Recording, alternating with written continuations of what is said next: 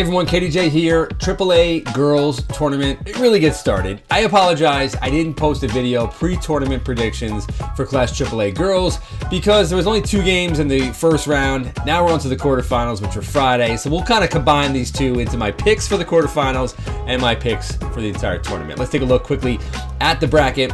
And what we have here is, RC Ketchup sitting at the top. They're going to take on the rival Arlington, which knocked off Portchester in the first round. And then you have Ossining and North Rockland. So we'll start with those 2 games. And I don't think there's any surprise. I think RC Ketchum, they're entering the postseason as significant a favorite. I think they might be the biggest favorite in their respective class, even more so than Albertus Magnus was. Albertus beats Ketchum in the final week of the season. Ketchum closes the year with the win over Shenandoah. Here we are about a week and a half later. They haven't played since.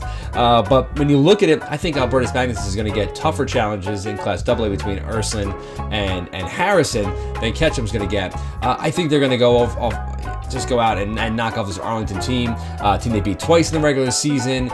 This veteran group of players on this Ketchum team, they're not going to be denied. I just can't see them losing here, so I think Ketchum wins their matchup. And then on the other side, the other part of the bracket, Ossining and North Rockland. This is an interesting game. Ossining is coming off of a tough loss in the regular season finale against Mamaroneck, which is a game that was rescheduled from earlier in the year.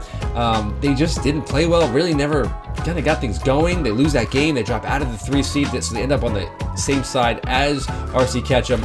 So Austin's facing a North Rockland team that they beat in the regular season. North Rockland ended the season with 3 straight victories. But when you look at this, I think on paper, Austin gets the advantage. Sanaya Bell has been terrific this season, averaging 15 points per game.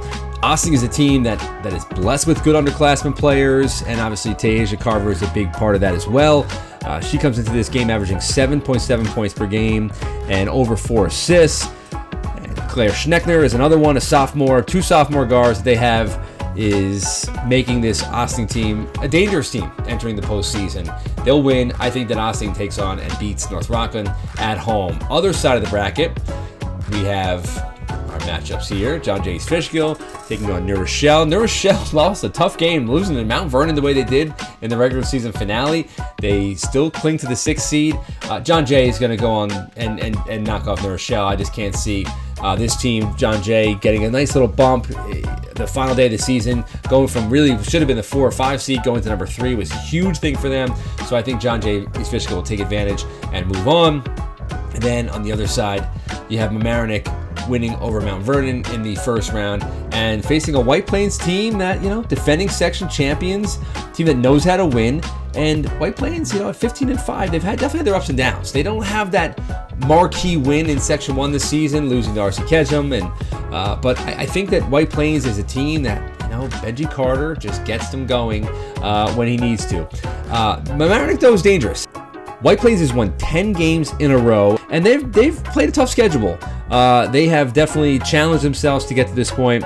Sequoia Lane is as good on a given night as any player in Section 1, and she is so fun to watch, and really what they need is an Evie Plata to come on and be what she was in the postseason last year. Addie Dorfman, though, Mamaroneck is an interesting team because they are so young, so much experience can be gained from going on to the quarterfinals here today and challenging this White Plains team.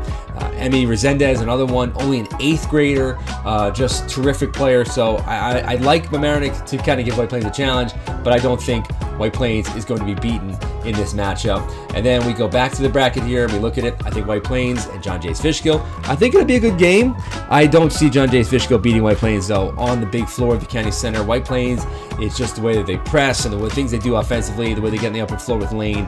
I just think that White Plains goes and wins. They make it back to the section championship game, and they're facing an RC Ketchum team that, they look back at last year and they feel that they should have been the team that made it to the championship, losing to White Plains in the semifinals the way they did, and then having to sit back, as hard as that was, have to sit back and watch White Plains go and win the section championship. So I think we're going to get a rematch of last year at the county center, and I think that when all is said and done, it will be RC Ketchum that wins. Now, as we said, last year, you have to remember, Ketchum is a big favorite. They are not as big of a favorite as Albertus Magnus was last year going into the postseason, and they didn't win the championship. So hopefully RC Ketchum learns from that.